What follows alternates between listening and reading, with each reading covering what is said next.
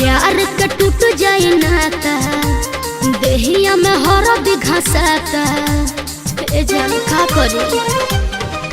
हर प्यार के टूट जाए नाता देहिया में हरद घसाता कोई से बिसराइब तोहके बड़ी याद आई हो। कोई से बिसराइब तोहके बड़ी याद आई हो। आजू के रतिया जानू मिली हो भोरे पिया वाले के जइए हो भोरे पिया वाले के जइए हो।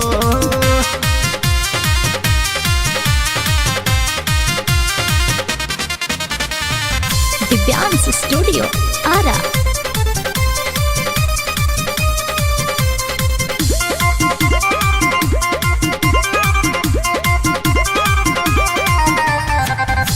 होई विदाई सुबह होते भोर हरिया चुमली हो गलिया देखो भरी नजरिया। रहब पहले से हम खाड़ राहते अब तोहार झकी हो घूंघूटा हटा के और डोली के उघार।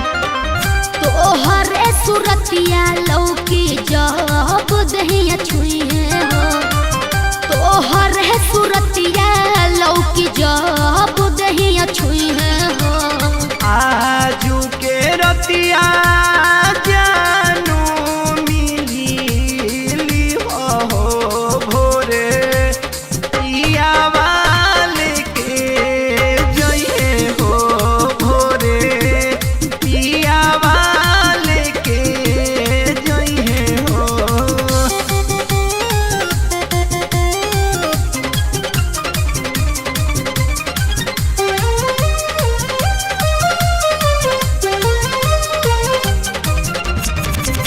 नीचे सलाह गलबा तोहरा से नहिया दिल रही तोहरे भीरी ससुरा जाई देहिया। भइले छोटन मनी से ही बोलिया